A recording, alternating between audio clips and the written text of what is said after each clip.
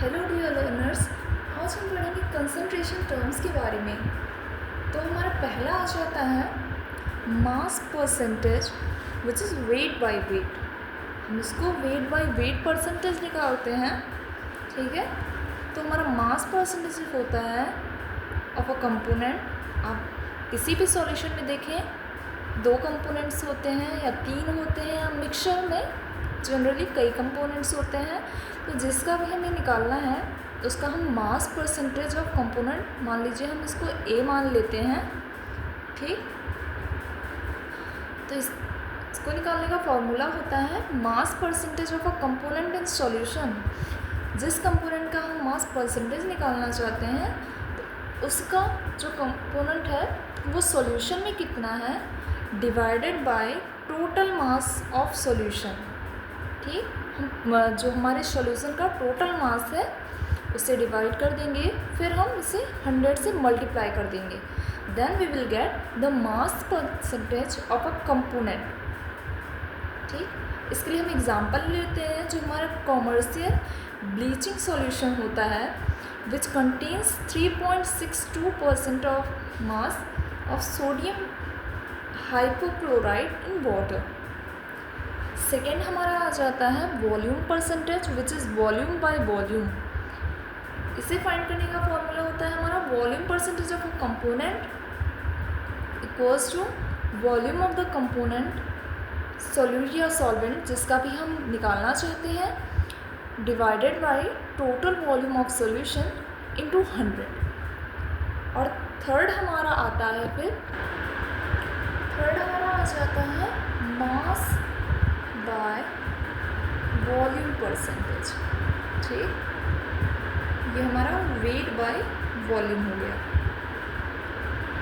तो ये हमारा मोस्टली जो होता है, मोस्टली ये हमारा यूज़ होता है मेडिसिन्स में, mostly used in medicine and pharmacy.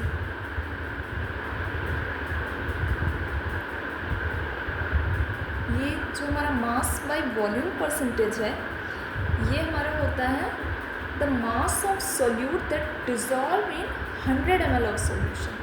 तो इसको लिख लेते हैं, it is the mass of solute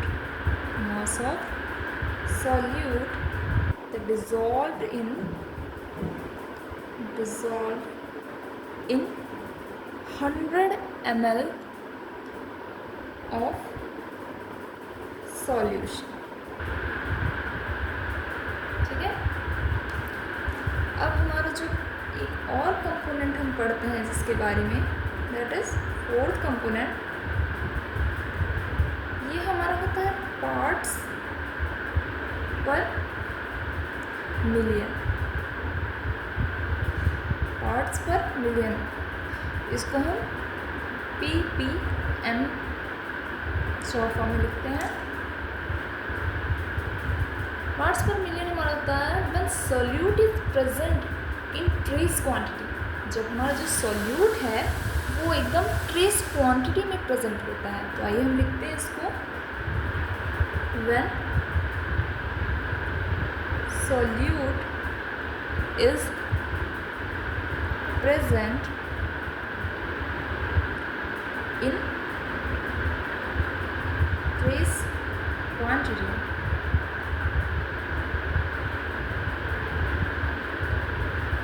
it is convenient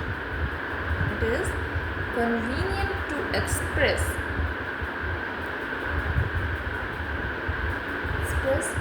concentration in parts per million, concentration in ppm, ठीक है। यहाँ पार्ट्स पर मिलियन आप लिख सकते हो। और हमारा इसका फॉर्मूला होता है जो ppm का, that is equals to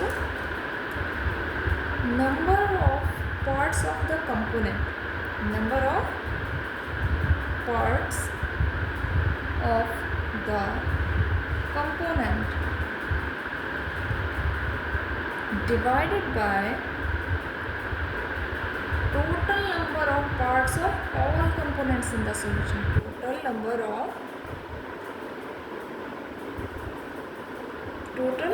number of parts of all components in solution, okay, multiplied by 10 to the power 6.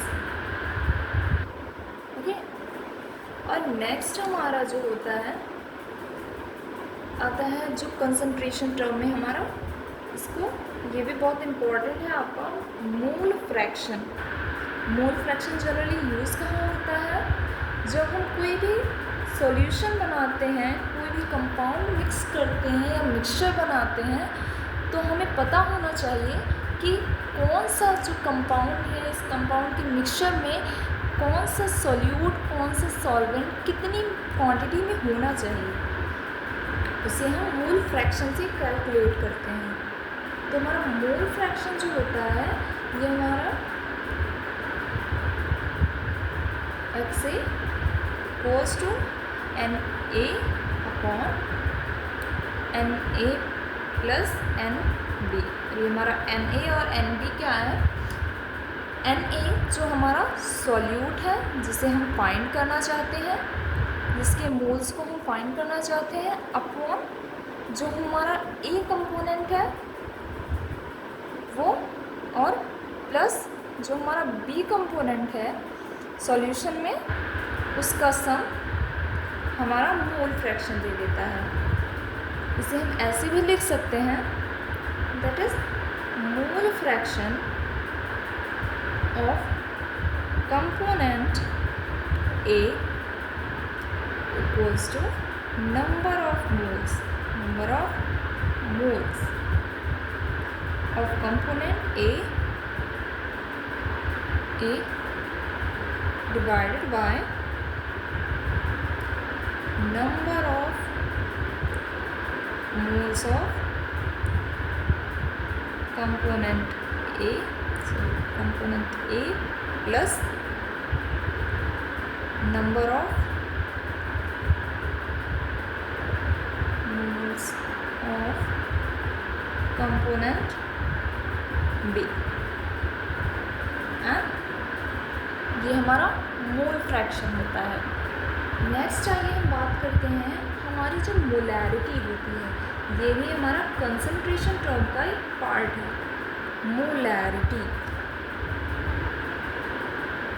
आपने से बहुतों ने मोलैरिटी के बारे में जान लिया होगा, बट मैं सिंपली इसको आपको समझाती हूँ.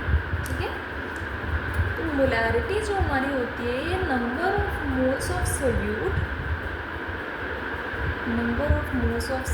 That divided by volume of solution in litre. Okay, जो हमारी मोलैरिटी होती है इसको हम कैपिटल M से भी रिप्रेजेंट करते हैं. It is defined as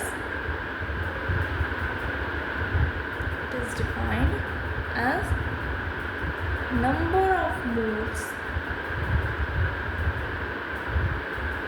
of solute. Molarity is defined as the number of moles of solute dissolved in 1 liter of solution. Number of moles of solute dissolved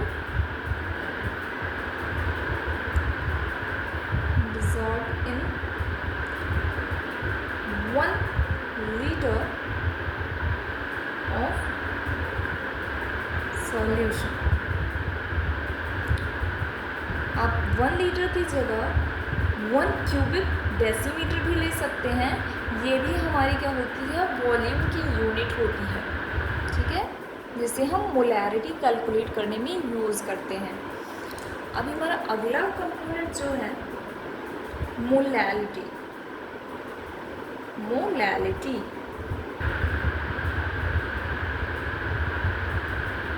अब हमारा मोलैलिटी क्या होता है, number of moles of solute पर kilogram of the solvent. आइए right करते हैं। Molality, इसको हम स्मॉल m से भी रिप्रेजेंट करते हैं, is defined as the number of moles, defined as the number of moles of the solute per kg of solvent. Okay, तो हमारी मोलैरिटी है, मोलैरिटी को हम डिफाइन करते हैं number of moles of solute पर किलोग्राम ऑफ सॉल्वेंट, यानी जो हमारे 1 किलोग्राम सॉल्वेंट में कितना सॉल्यूट, कितने number of moles of solute present है, मोलैलिटी हमें वो बताती है। मोलैलिटी का फॉर्मूला होता है हमारा moles of solute, moles of solute divided by mass of solvent. और ये मास हमारा किस में होगा, इन केजी। ठीक है, और इसी के साथ हमने सारी कंसंट्रेशन टर्म्स के बारे में जान लिया है, जो कि आपके बहुत इम्पोर्टेंट टॉपिक्स हैं। तो friends, keep learning, keep growing.